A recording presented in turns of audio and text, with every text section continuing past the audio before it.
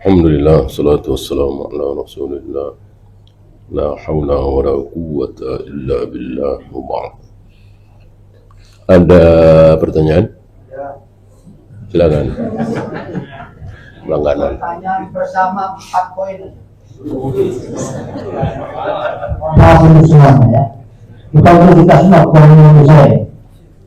Yang pertama tadi buat diri di jalan, dapat amalan yang terkecil dan tertinggi lah.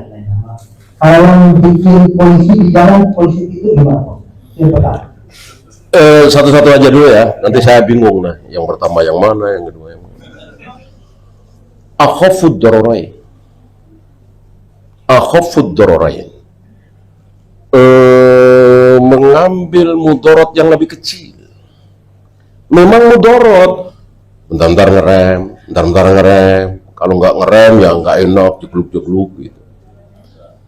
Daripada bocah-bocah pada ketabrak. Nah, kan dua mudarat tuh.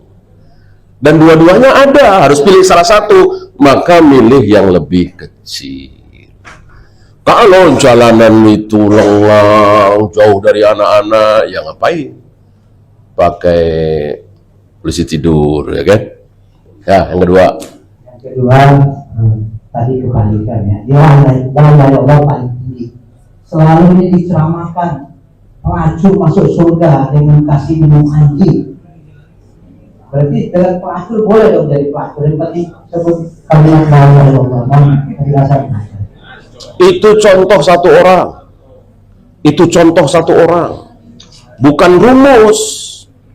Bukan rumus. Itu contoh kebetulan si fulan.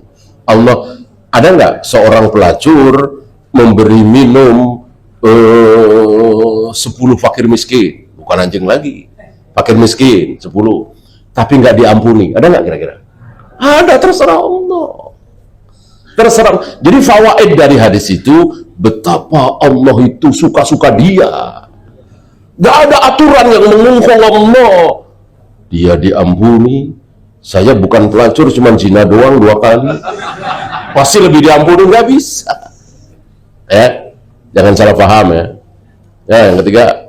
Yang ketiga, banyak teman-teman kita tasbih ke pasar kemana-mana. Tasbih. Ya tasbih itu berzikir. Oh ya, ya. Ada teman berzikir kan itu berarti alif kan gitu. Yang kedua ada bintang di sini. Kalau disuruh utama kok nggak bisa dari bintang hitam. Bintang. Di dahi ini. Kan ada yang karena itu lebih alif kan orang yang dahinya gosong di sini. Ya, itu kebetulan ya. Dan sujudnya Nabi itu antara dahi dengan dengkul dekat apa agak jauh? Ya. Kalau antara dahi dengan dengkul itu terlalu dekat, ya nggak ada tumpuan ya. Nggak ada tumpuan. Tapi karena agak jauh dengan paha tegak, istilahnya vertikal, ada tumpuan ke dahi. Ketika hari raya Id bertemu Jumat dan ingin sholat zuhurnya apakah di rumah atau di masjid? Kalau di masjid ya Jumatan, karena tetap masjid mengadakan. Karena Nabi mengatakan kami tetap mengadakan.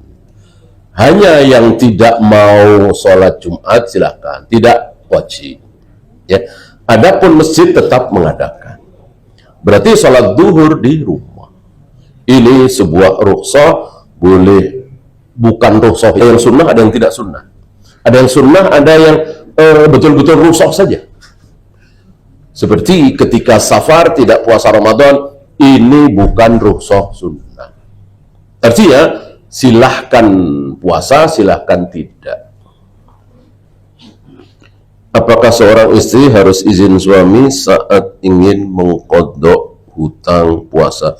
Mungkin ngasih tahu ya. Ya kan panjang dalam setahun itu ya. Cari di mana suami seharian tidak di rumah misalnya. Kan ada tahulah jadwal-jadwal suami begitu ya. Apakah ada dalil tentang takbir muqayyad? Saya tidak tahu ya, saya tidak tahu. Yang saya tahu bahwa dari tanggal 10 sampai tanggal 13 itu disunahkan bertakbir. Kapan? Kapan saja. Mau pagi, petang, sore, malam, di rumah, di masjid, di pasar. Ibnu Umar itu sampai masuk pasar untuk mengajarkan kepada kaum muslimin bahwa ini saatnya bertakbir. Seandainya sunnah ini diamalkan oleh kaum muslimin, barangkali orang-orang kafir itu gemetar ya.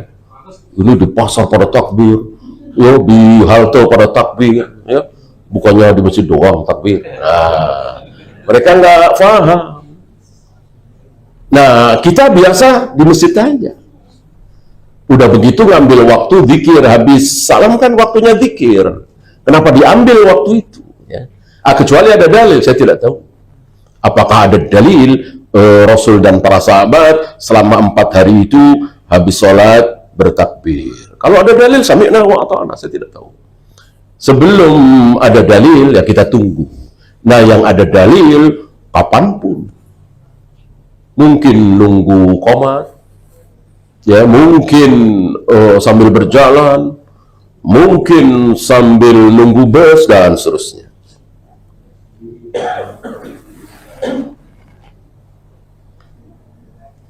Sebagian talabul ilmi mengatakan agar mengikuti pemerintah dalam hal Idul Adha dengan berhujjah bahwa sholat di belakang imam adalah usul di dalam Islam.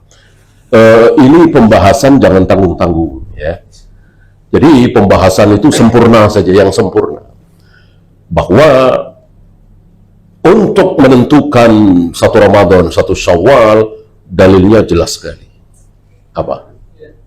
Iya, sumu liru'yatihi wa aftiru liru'yatihi. Itu udah jelas, gamblang, terang benderang. Bahwa ketika mengawali Ramadan dan mengakhiri Ramadan, besok satu Syawal, itu adalah dengan melihat hilal. Bisakah dalil ini dilarikan ke Idul Adha? Nggak bisa. Berpuasalah ketika kalian melihat hilal, dan akhiri puasa ketika melihat hilal. Coba terapkan ke Idul Adha. Gimana caranya? Mengakhiri puasa Arafah dengan melihat hilal. Gimana melihat hilal tanggal 9 Dzulhijjah? Hilal kan awal bulan, akhir bulan. Ya, oleh karena itu Idul Adha punya dalil sendiri. Ya, apa? Berpuasalah kalian puasa Arafah ketika orang-orang haji sedang wukuf di Arafah. Jangan kalian berpuasa Arafah, wahai orang-orang yang sedang wukuf di Arafah. Dilarang oleh Nabi. Dilarang oleh Nabi. Nabi melarang orang-orang haji yang sedang wukuf di Arafah untuk berpuasa, karena ya jelas ini larangan lah, hanya Allah dan hanya Allah yang tahu asbabnya. Yang jelas itu dilarang. Karena puasa Arafah khusus untuk yang di luar Arafah. Kapan? Iya, ketika orang-orang sedang wukuf di Arafah. Nah, tentu ini dalil. Jika dalil ini difahami oleh seluruh penguasa negara Islam, insya Allah itu jauh lebih baik. Ya seperti sekarang ini, bagus sekali. Seluruh dunia Islam berpuasa Arafah bersamaan dengan wukuf di Arafah. Sehari setelah itu tentu sholat Idul Adha. Ya, waktu habis, kita akhiri. Subhanakallahumma wa bihamdika asyhadu an la ilaha illa anta astaghfiruka wa atubu ilaik.